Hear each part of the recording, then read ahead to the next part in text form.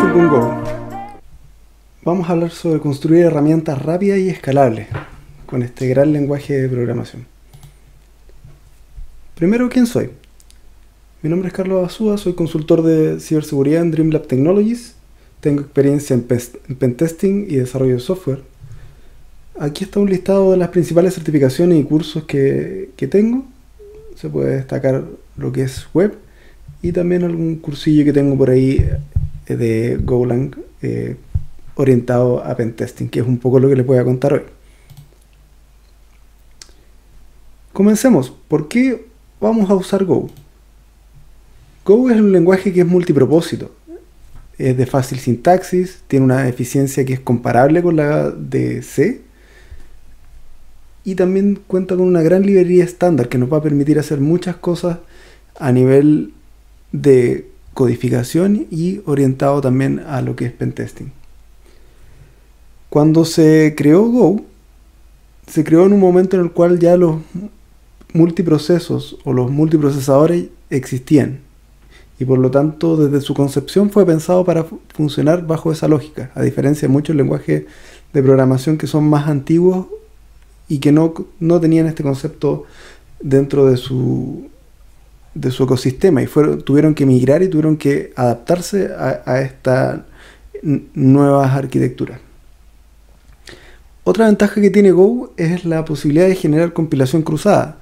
Es decir, yo desde mi entorno Linux o Windows puedo crear ejecutables o binarios para otras plataformas, que lo vamos a ver en uno de los ejemplos de esta presentación. Vamos a comenzar hablando acerca de un reverse shell orientado a ser multiplataforma. Vamos a compilar para Windows y para Linux. ¿Cuáles son las principales características que tiene este reverse shell que vamos a ver? Son códigos muy sencillos los que vamos a revisar. Tienen el objetivo de ser más con fines didácticos que una herramienta totalmente terminada. Sin embargo, vamos a poder ver cómo se hace la compilación cruzada. Vamos a ver la expresividad y la sintaxis de Go, lo fácil que es codificar, lo fácil que es leer el código y entenderlo. Y bueno, si ustedes quieren revisar esta pequeña aplicación, pueden ir a mi GitHub, que está disponible acá en esta ruta, así que pueden revisar este código. Vamos a revisar entonces el Go Reverse Shell.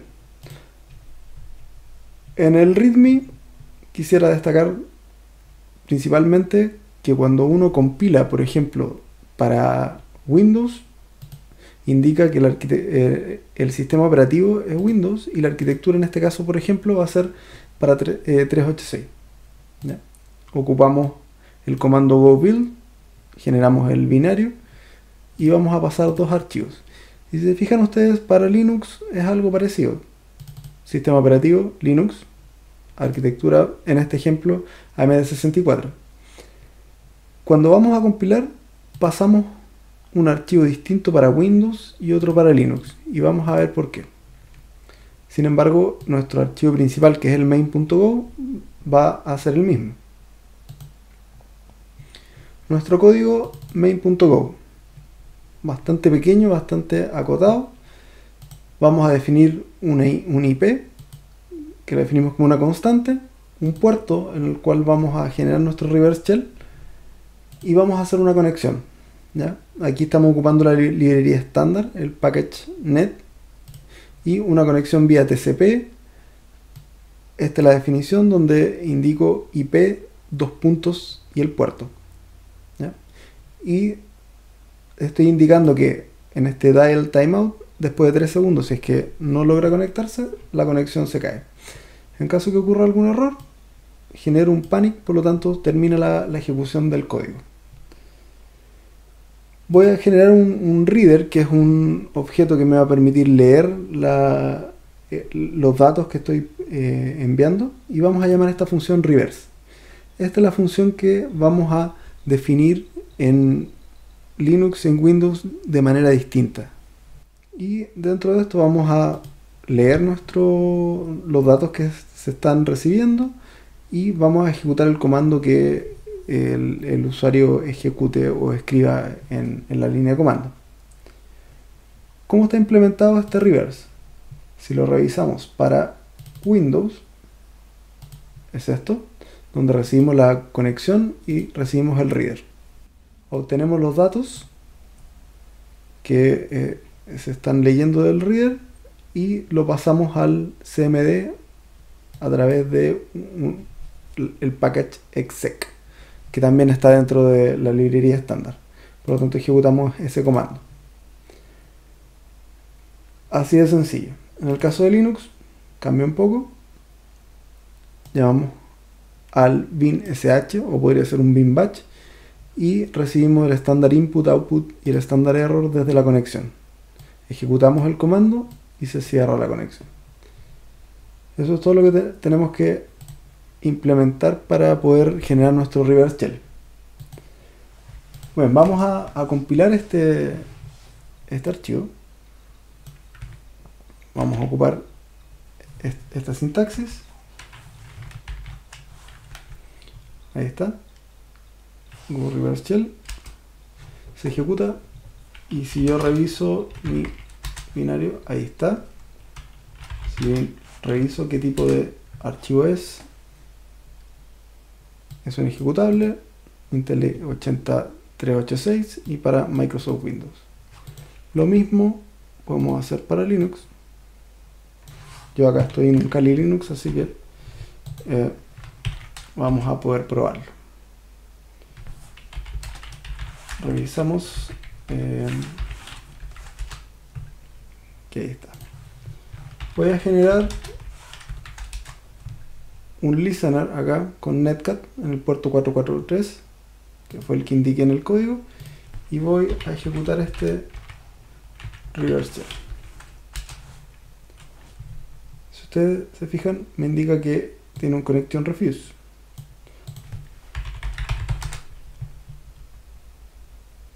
La IP es 0.16, así que tenemos que modificar en nuestro main, poner la IP 16, que es la que tenemos en la máquina, y volvemos a compilar el código para Linux, y ahora sí que podemos ejecutarlo.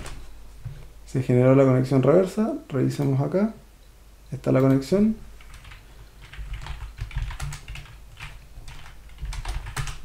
Y ahí podemos ver que tenemos una conexión, un reverse shell. Por supuesto que esto es un ejemplo orientado solamente a fines didácticos en la misma máquina. Sin embargo, este código podríamos copiarlo a algún otro host.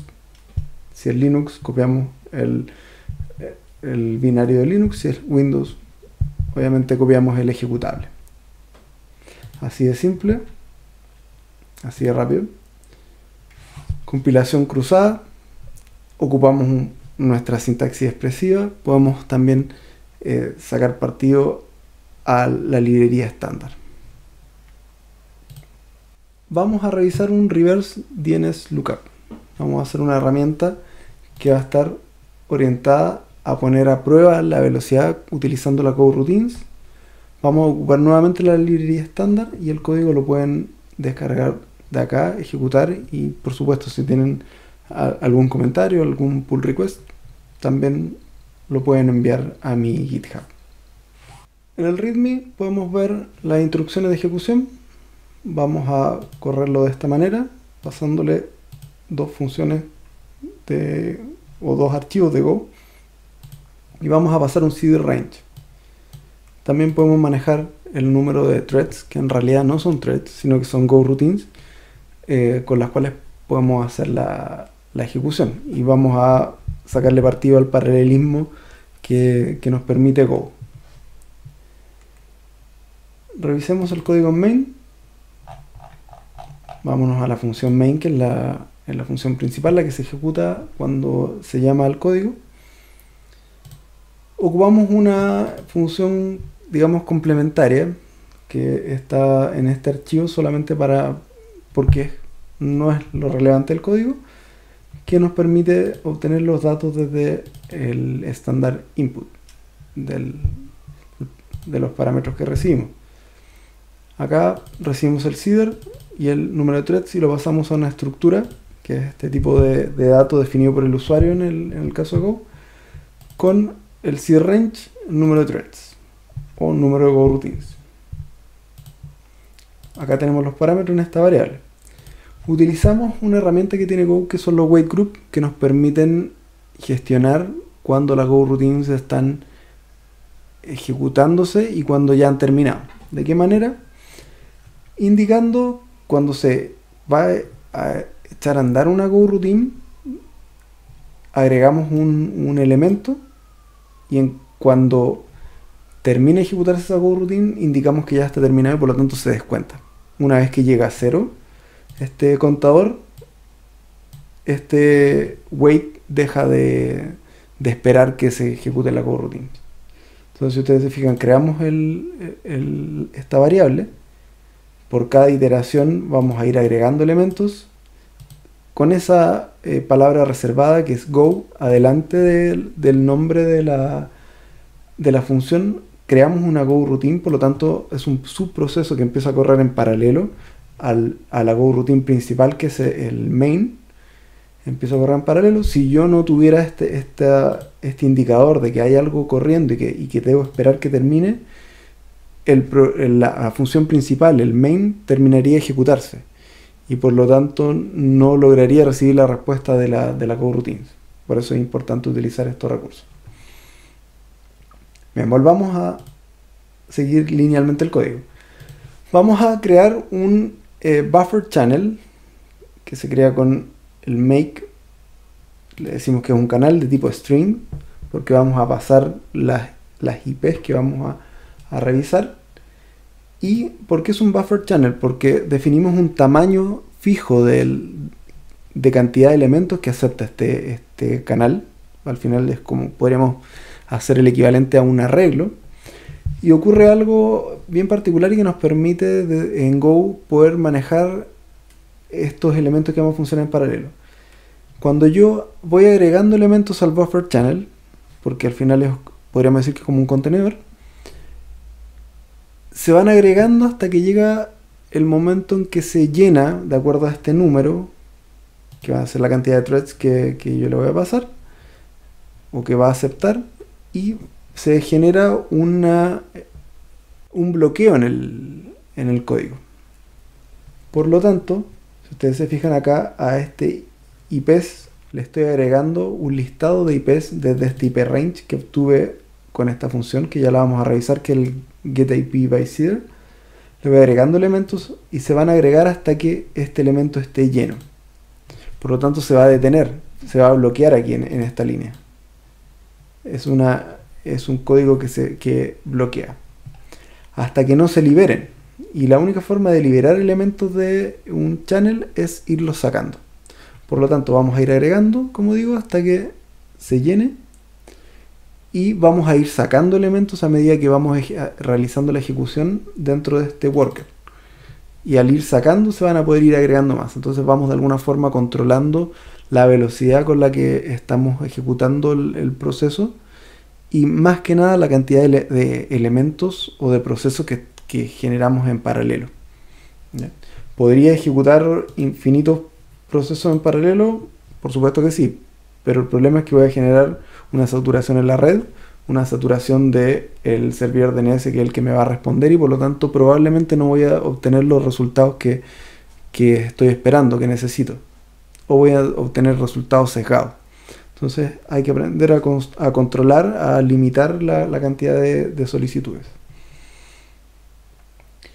Bien, explicamos un poco el tema del canal. Vamos a ver qué es lo que hace getIP_by_seeder.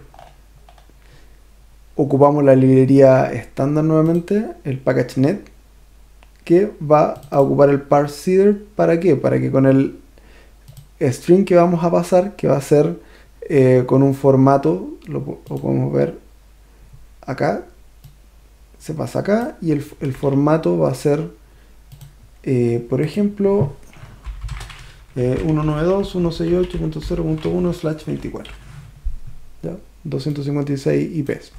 Ese sería el formato de seeder. Y lo que hace es devolvernos estas variables donde podemos iterar sobre ellas y obtener la IP, que es lo que nos interesa a nosotros. Vamos a ir agregando elementos a este arreglo de IPs, que es el que va a retornar el getIP by Cedar y es el que vamos a tener acá en nuestro main, acá en el IP range. Entonces vamos a tener todo el listado de las IPs que están dentro de ese Cedar range y sobre ese vamos a iterar. Por cada iteración vamos a ir agregando, como mencionaba anteriormente, los elementos a este canal, a este buffer channel. Vamos a ir marcando que vamos a ejecutar una go routine nueva, por eso hacemos el wait group add primero. Echamos a correr esta función que es una go routine y pasamos dos variables, el canal y el wait group. Vamos a ir marcando cuando se dé por terminada esa go routine, que lo vemos acá en nuestro worker. Recibimos el canal, el wait group. Go tiene esta palabra reservada que es defer, para decir que cuando termine la ejecución de esta función se ejecuta esto, que en este caso es decirle que el wait group está terminado, por lo tanto se va a marcar o se va a descontar un elemento a este wait group que habíamos agregado acá, se descuenta.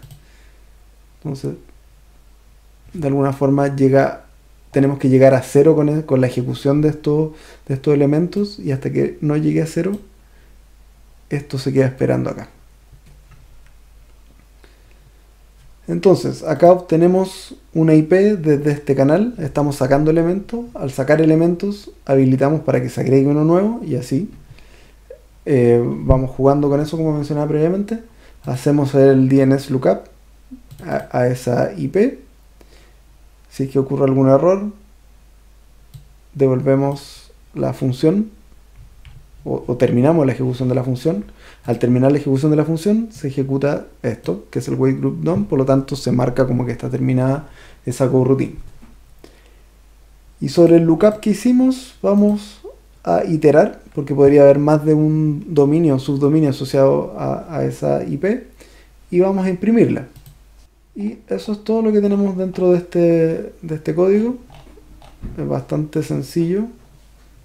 Tiene algunas cosas, por ejemplo acá, para poder ir iterando sobre este rango de IP, está esta función complementaria que va iterando. Vamos a ponerlo a prueba. ¿Cómo se ejecuta? Go run, pasamos los dos valores, el Cedar range.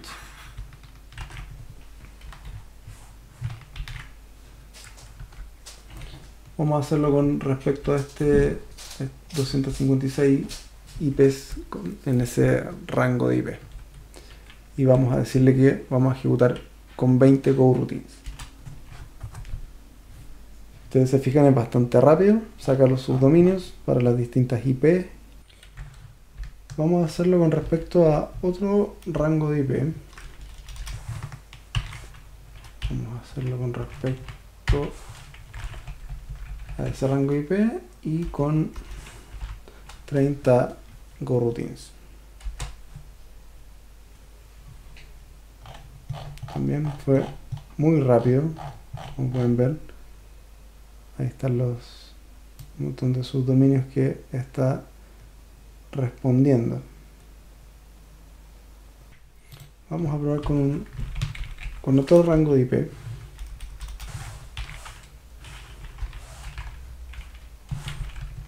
Y vamos a probar con 25 go routines. Vamos a ver que es bastante rápido en la ejecución. Y obtenemos el resultado de subdominios asociados a ese rango de IP. Bien, entonces vimos la velocidad de la ejecución de este reverse DNS lookup utilizando go routines. Utilizamos algunos packages de la librería estándar. Ahora vamos a hacer un port scanner, un TCP port scanner utilizando el three-way handshake, algo bastante utilizado en pentesting. Obviamente hay herramientas que son mucho más avanzadas como Nmap, por ejemplo, que es la herramienta que más utilizamos generalmente. Sin embargo, hay veces o situaciones en las cuales necesitamos crear una herramienta de manera rápida para poder ejecutarlo dentro de un pentesting interno, dentro de una red interna en la cual no podemos acceder a un Nmap o necesitamos controlar de alguna forma lo que estamos probando. En este caso vamos a comparar la ejecución lineal y con el uso de GoRoutines, las diferencias de tiempo. Vamos a utilizar nuevamente la librería estándar. Vamos a ver algunos packages que ya hemos revisado y vamos a poder revisar nuestro código acá en Go Simple Port Scanner en mi GitHub. El proceso es bastante sencillo de ejecución. Si queremos ejecutarlo de manera simple, go run sobre port scan. Si queremos que solamente se ejecute con GoRoutines, pasamos algún valor, un parámetro, puede ser un 1, un valor cualquiera, y va a ejecutarse solamente con GoRoutines. El código está acá. Por razones de simplificar el proceso, están como datos fijos acá la cantidad de GoRoutines y el host al cual vamos a hacer las pruebas. En este caso es nmap.org. Sacamos el top 100 de nmap solamente para fines didácticos. Lo vamos a sacar con ese comando. Y está creado un slice, que es un arreglo en Go, con los 100 puertos principales. Acá está la definición de si no paso algún valor, algún parámetro, se va a ejecutar el scan normal, donde voy a tomar el tiempo desde el inicio hasta el término y voy a imprimir cuánto se demoró, ¿ya? Y voy a hacer el escaneo. Después de que se ejecute esto, voy a nuevamente tomar el tiempo de inicio, el tiempo de término y voy a ejecutar el scan GoRoutine y voy a imprimir también el tiempo para poder compararlo. ¿Cómo es un escaneo normal? Digamos, lineal. Esta función recibe el host y recibe el slice con el port list. Iteramos sobre estos elementos, verificamos si está abierto o no, de acuerdo a una función que ya les voy a mostrar. En caso que esté abierto, la función printStatus, que recibe este parámetro, si está abierto o no, va a imprimir el puerto y open. En caso que esté cerrado, el puerto y closed.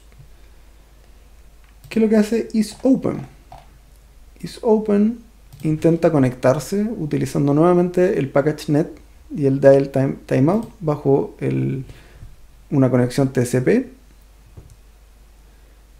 Pasamos la IP, el puerto, y acá estamos indicando que a los 500 milisegundos esto va a marcar que hay un timeout, ¿ya? Este dato por supuesto que es manejable. Van a haber servicios que se van a demorar más en responder y por lo tanto podríamos estar cometiendo un error de omisión producto de no manejar bien ese valor. Sin embargo, para fines didácticos dejémoslo en 500 milisegundos, funciona bastante bien. En caso que ocurra algún error en esta conexión, devolvemos que es falso, o sea que no está abierto. En caso contrario, el puerto está abierto, se logra la comunicación, por lo tanto indicamos que está abierto con un true.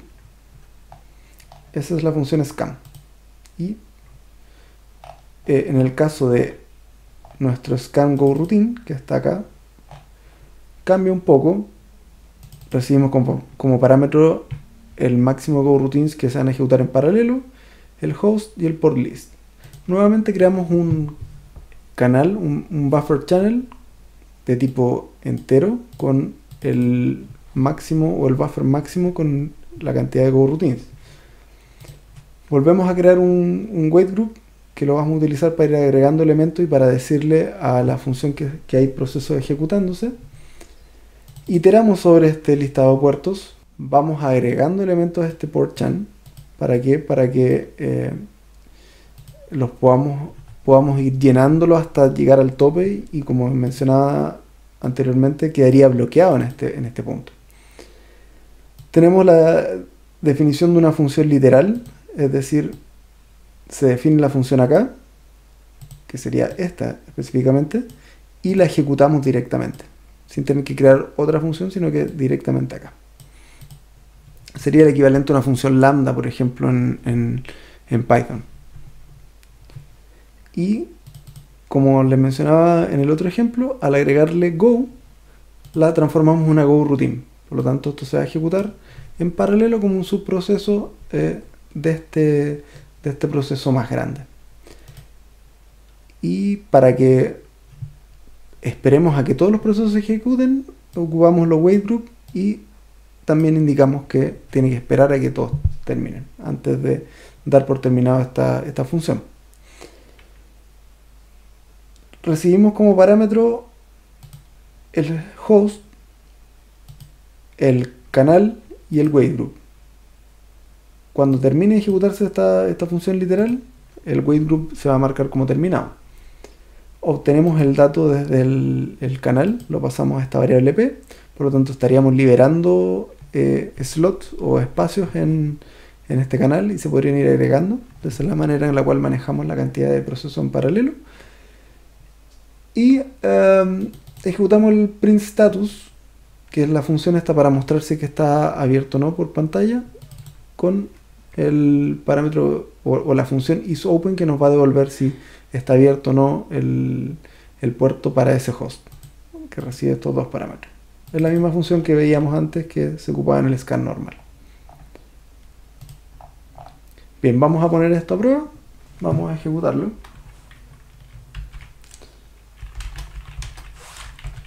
Tan sencillo como eso, go run port scan. Si ustedes se fijan acá, está realizándose de manera lineal. Cada uno de los puertos los va verificando, termina de verificar si está abierto o no y pasa al siguiente, de manera lineal. Atentos porque cuando termine se va a ejecutar con Go Routines y es así de rápido. Estamos escaneando 100 puertos de manera lineal, se demoró 22 segundos. Sin embargo, con 20 Go Routines, esto se transforma en 500 milisegundos, o sea, medio segundo. Así de rápido, así de eficiente. Y sin ocupar muchos recursos de memoria. Una de las características de la Go Routines, ocupa muy poca memoria. Y si seguimos buenos patrones de diseño en la construcción del software, vamos a sacar el máximo partido de esta característica de Go. Este es el código, bastante sencillo, bastante fácil de mejorar e implementar a medida. Vimos el uso de Go Routines, comparamos entre una ejecución lineal, 22 segundos, y una ejecución con 20 Go Routines que se transforma en 500 milisegundos. Utilizamos nuevamente la librería estándar. Todavía no hemos ocupado ningún paquete externo a lo que ya viene incluido en Go.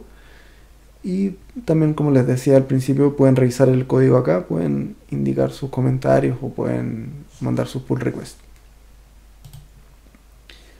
Finalmente vamos a hacer un directory fuzzer, un HTTP directory fuzzer. Y aquí comentarles que una de las herramientas que mejor funcionan para hacer esto es GoBuster. Y GoBuster está hecho en Go, por eso se llama GoBuster. Y si está hecho en Go y funciona así de rápido y así de bien, tomémoslo en consideración. ¿Qué características vamos a ver en este código? Vamos a ver cómo se hace una solicitud HTTP. Vamos a ver estos tipos de datos creados por el usuario, que son estos structs, cómo podemos sacarle partido o qué características tienen. Vamos a leer un archivo que va a ser nuestro diccionario de prueba con las rutas relativas que queremos revisar para una URL en particular. Y vamos a utilizar una librería externa. el código lo pueden revisar en esa ruta. Bien, ¿en qué consiste este código o cómo se ejecuta? Lo podemos ejecutar directamente así, pasando el functions.go y el dirfuzzer.go, que son los dos archivos que están acá. Indicamos la URL a la cual vamos a probar nuestro diccionario o wordlist, y también podemos manejar el número de threads. Les mencioné acerca de la librería externa. En este caso vamos a ocupar esta. Cuando ustedes agregan librerías externas a Go, que es bastante sencillo hacerlo, se crea dentro del Go mode, indica con un require la llamada a esa librería, ¿ya? Si ustedes se fijan acá también en este archivo está indicado cuál es la versión de Go que se ejecutó. Esto también lo hacen otros lenguajes de programación. Go lo resuelve bastante bien. Se pueden hacer la llamada directamente, por ejemplo, desde GitHub, si es que está bien creado el paquete, y por lo tanto se puede importar. Veamos nuestro código principal. Acá está la función main. Volvemos a utilizar los wait group para poder gestionar la Go routine en paralelo. Volvemos a utilizar la función parseObj, que es lo que está definido aquí en functions. Es la misma función, digamos, la misma estructura. Lo único que hacemos es leer parámetros desde la entrada del comando y los pasamos a distintas variables dentro de esta estructura. Tenemos la URL, la ruta del wordlist, el número de threads o de elementos en paralelo que vamos a utilizar, las Go routines. No hace más que eso esta función parseObj, y nos devuelve el params, que es un tipo param de una estructura que creamos nosotros. Entonces aquí tenemos el listado de las opciones. Creamos un canal, también es un buffer channel, donde indicamos el máximo para poder manejar esto igual como lo hemos hecho en los otros ejemplos. Creamos un tipo de dato nuevo que se llama page status, y creamos una variable que es urlOK, que es un arreglo o un slice de page status que está vacío. Esta es la sintaxis. Y page status tiene esta estructura o este formato. Es un tipo struct con dos variables en su interior: URL, que es de tipo string, y status, que es tipo entero. Vamos a poner la URL completa y el status que nos va a devolver. Cuando uno crea este tipo de dato struct, tiene una característica. Podemos, similar a lo que haríamos en una programación orientada a objetos, podemos asociarle funciones a esta estructura. De esta forma, se recibe o se define acá qué valor se va a recibir, el nombre de la variable, que va a ser de tipo pageStatus. Indicamos el nombre de la función, que se llama toString, y qué es lo que devuelve. En este caso, un string. Y con este p, que va a ser podríamos llamarlo una instancia, si fuera programación orientada a objetos, una instancia de pageStatus, vamos a llamar a su valor de status y a su valor de URL, y vamos a imprimirlo con este formato. Corchete, el valor del status HTTP que vamos a obtener, y la ruta completa de la URL. Después vamos a ver cómo utilizamos este toString. Bien, entonces vamos a leer el archivo que va a ser nuestro wordlist con el listado que lo tengo acá, este diccionario. Vamos a pasarle estos 4 ejemplos. En realidad, obviamente podemos obtener mucho más. Vamos a hacer una llamada a GitHub. Vamos a verificar si es que existe este usuario o esta cuenta de GitHub, si es que existe esta. Y dentro de este vamos a verificar si que existe ese repositorio. Y acá, si ustedes se fijan, puse un typo para que me devuelva otro error, que sea un error y que no sea un valor OK 200. Entonces vamos a abrir este archivo. Esta es la forma de abrir archivos en Go, o una de las formas. Si que hay algún error, vamos a terminar la ejecución del programa. Si no, vamos a ocupar nuevamente la palabra reservada defer. Por lo tanto, cuando termine de ejecutarse esta función main, se va a cerrar el archivo. Nos aseguramos de que este archivo no va a quedar abierto. Vamos a crear una variable scanner a la cual vamos a pasarle nuestro archivo que acabamos de abrir, utilizando la librería estándar, el package buff.io. Y sobre este escáner vamos a hacer una iteración para poder ir leyendo línea a línea. Esto lo que va a hacer es leer línea a línea el archivo. Y por cada línea la vamos a transformar a texto, porque se lee en bytes, así que vamos a pasarlo a texto. Y lo vamos a ir agregando a este URL chunk, que es este canal, este buffer channel. Vamos a ir agregando elementos, que es lo mismo que hemos estado haciendo en los otros ejemplos, solo que aquí lo hacemos sobre las líneas de un archivo. Agregamos elementos al wait group para indicar que después vamos a echar a andar una go routine, que va a ser este método o esta función check URL. Va a recibir la URL, el canal, vamos a pasar como referencia. Go tiene una ventaja sobre otros lenguajes de programación de scripting, por ejemplo, que permite utilizar punteros. Por lo tanto, se puede manejar bastante bien los recursos de memoria que estamos utilizando. En este caso, vamos a pasar este URL OK. ¿Para qué? Para después almacenar acá en este slice de page status o este arreglo, cuáles son las páginas que nos devolvieron un OK, para poder imprimirla, solo con fines didácticos. Y pasamos al wait group. Iteramos sobre esto y volvemos a utilizar el wait para que cuando llegue a 0, recién ahí pase a la siguiente línea. ¿Qué es lo que hace check URL? Lo primero que hacemos siempre con los wait group es decirle que cuando termine la ejecución de esta función, lo marque como terminado. Sacamos del canal que tenemos con las rutas el path, utilizamos otro package de la librería estándar para generar expresiones regulares, y lo que hacemos es eliminar a cada uno de estos paths el slash. ¿Para qué? Para que todo esto de slash, si es que viene o no viene al principio de la línea, para nosotros sea irrelevante, y lo agregamos de manera manual siempre. Es decir, lo eliminamos si venga o no venga y lo agregamos forzadamente. Y lo pasamos o lo transformamos en esta variable full URL, donde agarramos la base URL y el segundo elemento, que sería este path. Sobre eso, sobre este full URL, hacemos un request HTTP. ¿Y cómo se hace un request HTTP? Un request del tipo GET, así de simple, utilizando el package HTTP de NetHTTP, como pueden ver acá, y el método GET. Y esto nos va a devolver un objeto tipo respuesta, y en caso de que ocurra algún error, va a indicarlo acá. En caso de que ocurra un error, nosotros lo gestionamos de esta forma. Siempre en Go se gestionan así las excepciones o los errores.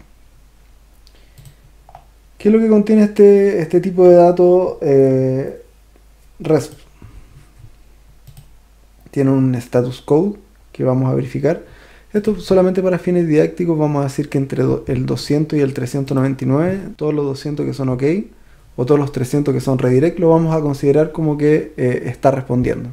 En realidad también debiéramos agregar los 500. Y cualquier otra cosa la vamos a marcar en color rojo. Bueno, eso no les indiqué, que acá estamos utilizando esta librería externa para poder imprimir en color verde o en color rojo. ¿Ya? También bastante sencillo de utilizar. Pasamos el valor y esto lo va a pintar. Lo vamos a ver. Y vamos a mostrar de esta forma el status code de HTTP entre corchetes y la full URL. Eso es lo que estamos ejecutando en cada uno de estos check URL. Y finalmente, esto solamente con fines didácticos nuevamente, ya obtuvimos la información. Sin embargo, acá vamos a mostrar las URLs que encontramos. ¿Para qué? Para pensar, por ejemplo, que este page status, este tipo de estructura que creamos nosotros, podríamos utilizarla para almacenar después en un archivo los resultados, por ejemplo. Y por eso lo pasamos acá y hicimos el uso. Pudimos utilizar referencias o punteros. Y además utilizamos este método que es el toString, que es el que creamos para este tipo de datos, que es el que les explicaba acá abajo. Vamos a ver esto en acción. ¿Cómo se ejecuta? Go run, la URL, el wordlist. Como nuestro wordlist es muy pequeño, son solamente 4 ejemplos, no vamos a necesitar utilizar muchas GoRoutines, pero ya vimos la velocidad que obteníamos con la GoRoutines en los otros ejemplos. Imagínense en este caso un wordlist que obtuvimos con 1000 o 10.000 registros, obviamente que podemos sacarle partido a eso. Vamos a decir que es a github.com, el wordlist va a ser este diccionario.txt y las GoRoutines vamos a indicar solamente 3 por las razones que les indiqué recién. Ahí está la ejecución. Si ustedes se fijan, el 404 es porque yo acá generé un typo y el resto está indicando que son todos 200 porque son cuentas que existen. Incluso ese que se llama non-existent, hay un usuario con ese nombre, así que existe. Y finalmente mostramos por pantalla, como les mencionaba, solamente para fines didácticos, cuáles son las que marcaron como que están encontradas. Esto podríamos utilizarlo para después almacenar en un archivo. Acá tenemos que abrir un archivo y utilizar un tipo de objeto writer para poder almacenar la información. Vimos entonces cómo se hacen las solicitudes HTTP con esta package http.get, los tipos de datos creados por el usuario, que son estos struct. Creamos un tipo de dato con 2 variables dentro y a él le asociamos una función que solamente funcionaría para ese tipo de datos. Vimos cómo leer un archivo línea a línea y todo eso además fue complementado con una librería externa para poder imprimir con colores por línea de comando, que fue esta librería color. Muchas gracias por su tiempo, por su atención. Si tienen alguna duda, por supuesto, voy a estar atento. Si quieren pueden compartirme sus experiencias, pueden indicarme si es que tienen alguna duda con respecto al código, a las características que tiene Go, y los invito a utilizar el lenguaje. Es un lenguaje que tiene pocos años en la industria, menos que otros lenguajes, alrededor de 12 años si no me equivoco. Sin embargo, es un lenguaje que viene creciendo muy potente por la comunidad que hay detrás, por las características que tiene, se está utilizando mucho. Pueden investigar un poquito más sobre él, pueden ver que grandes empresas lo están utilizando y para grandes proyectos.